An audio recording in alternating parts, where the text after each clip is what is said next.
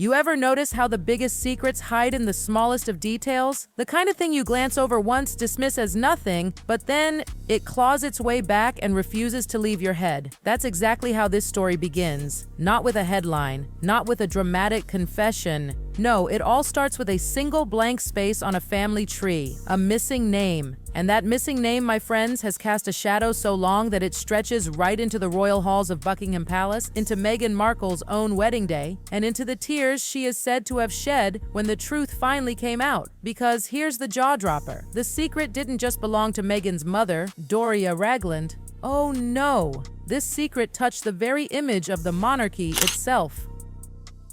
The 4 questions everyone whispered about. Before we even step into the drama, let me put the questions on the table. The same ones that have fueled endless whispers behind palace doors and family gates. Did the royal family know? Did Thomas Markle know? Did Meghan know? And perhaps most chillingly, did Doria herself know?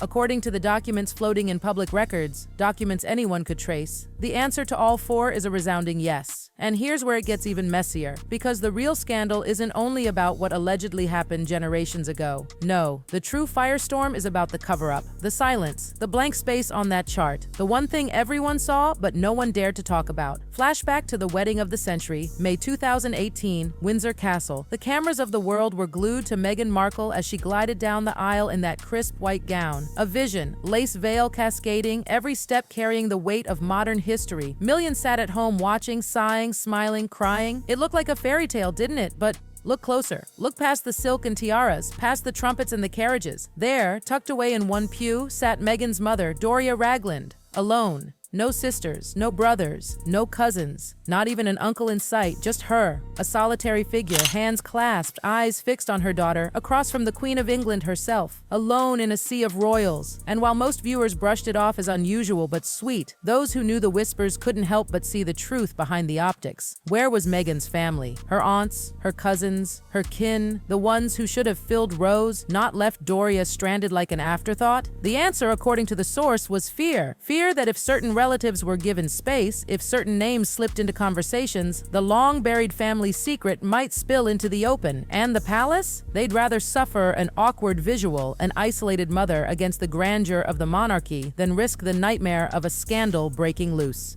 The missing name that sparked it all, you see. When Harry and Meghan's engagement was first announced, the British press, as tradition demands, printed a full genealogy of Meghan's family. Oh, the royals adore a clean, respectable family tree. It's part of the performance. Lineages polished like silverware, names neatly tied with bows, all respectable and proper.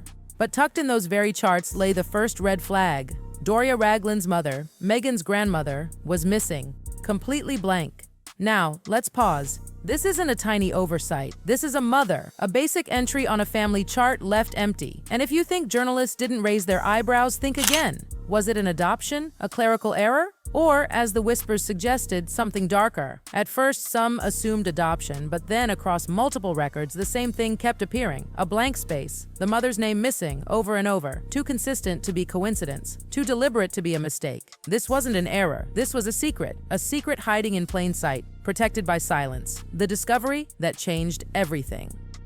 8 months. That's how long it took after Meghan's wedding before the truth began to crack through the facade. 8 months of blank genealogies until finally one name surfaced. Janet Arnold, born September 4th, 1929 in Sandusky, Ohio, died December 27th, 2000 at age 71. Finally, the blank had been filled. But with that name came a flood. Because once you have a name, you have records. Birth certificates, death notices, burial sites, church registers. Suddenly, that empty slot in the tree wasn't just a hole, it was a tangled web waiting to unravel. At first, it seemed normal. Janet's father, James T. Arnold, born 1909, died young at just 30 years old. Her mother, Natalie Mae Allen Pritchard, Nettie Mae, born in South Carolina, later buried in Los Angeles. Standard, straightforward entries, until the dots connected. Because when researchers dug deeper, a shocking overlap emerged. The twist that froze everyone in their tracks. Picture this. On one side, we have Janet's mother, Nettie Mae Allen, her mother, Mae Allen, Gertrude Elizabeth Sadler. On the other side, Janet's father, James T. Arnold. His mother, the very same woman, Gertrude Elizabeth Sadler. Yes, the same grandmother appeared on both branches. Do you see it? Janet Arnold's parents, Doria's grandparents, were not just a man and woman who fell in love. They were half-siblings, both children of Gertrude, half-brother and half-sister. That, my friends, is why the records were blank. That is why the newspapers skipped over Janet's lineage, because once you draw that line, the entire picture twists into scandal. The allegation no one wanted to say aloud. According to the records cited, Meghan Markle's maternal grandmother, Janet Arnold, was the alleged product of incest. Not cousins, not distant kin. No, half-siblings. Behind closed doors, whispers began. Not about Meghan's fashion choices, not about her acting past. Those were distractions. The real hush-hush discussion circled that one discovery in the family tree. Imagine it. Courtiers tiptoeing into offices, files tucked under arms, voices lowered as they explained to senior royals what the records implied. The word hanging in the air, poisonous, dangerous, impossible to ignore. And what was the solution? Silence. Doria's loneliness was no accident. That's why Meghan's family wasn't invited en masse to Windsor. That's why Doria sat alone, looking small and fragile before the might of the monarchy. Because letting too many relatives into that church was a risk. What if someone had a few too many glasses of champagne and started talking? What if a curious reporter cornered a cousin and the truth spilled out? The palace knew it was safer, much safer, to leave them out.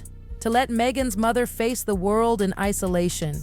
To paint it as simple or elegant, when in reality it was fear. Fear of exposure. And here's the bitter part. This wasn't Doria's fault. It wasn't even Janet's fault. They didn't choose their circumstances. Yet, they bore the weight of the shame.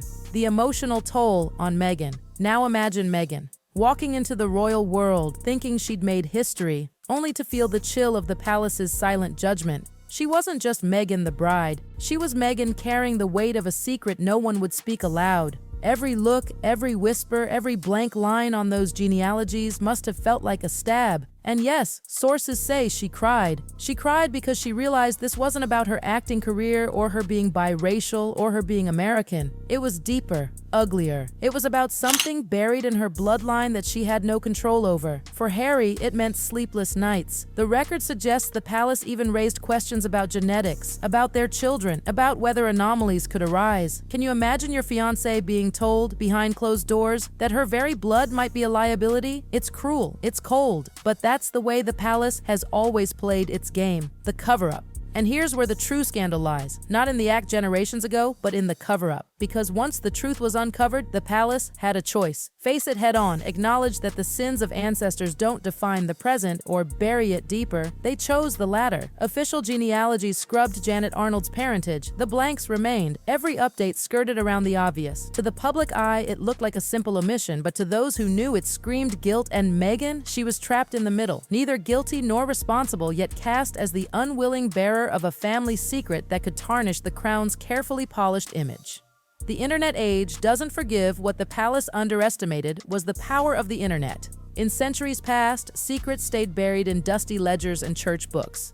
But today, all it takes is one curious researcher, one document scan, one viral post, and the truth is out. That's exactly what happened. The blank was noticed, the dots were connected, and suddenly, whispers turned into headlines. The palace wanted silence. Instead, they got speculation, conspiracy, and a narrative they couldn't control. Because here's the thing, the public doesn't forgive cover-ups. They may forgive scandals, affairs, divorces, financial missteps, but cover-ups, those reek of deceit, and deceit erodes trust. Meghan and Harry's next chapter. For Meghan, this secret may explain so much. Her distance from American relatives, her careful curation of family appearances, Doria's vanishing act, surfacing only when absolutely necessary. For Harry, it was one more reason to break away, to protect his wife, to protect their children, to step back from a system that seemed more interested in optics than in truth.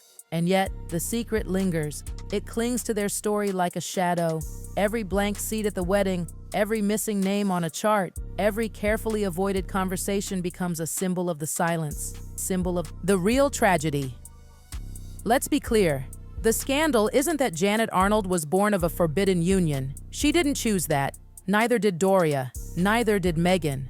The scandal is that for decades, the truth was erased, hidden, brushed aside as though shameful, when in reality it was simply history. Painful, yes. Unusual, yes. But not Meghan's fault. Instead, secrecy turned it toxic. Silence turned it into a weapon. And when the truth finally emerged, it wasn't just a family revelation, it was a royal embarrassment. And the final questions. And so we're left with the same questions that began this story. Why hide the names if the truth would eventually come out? Why let Doria sit alone, humiliated, instead of facing the past openly? And if this secret stayed buried for so long, what else might still be hidden in those archives? Because if there's one thing history has shown us, it's this. Powerful families aren't undone by the scandals themselves. They're undone by the cover-ups. And Meghan Markle? She walked into the royal family not just with her Hollywood past, not just with her own choices, but with the shadows of a bloodline that the palace allegedly worked desperately to keep buried. And now, the world knows.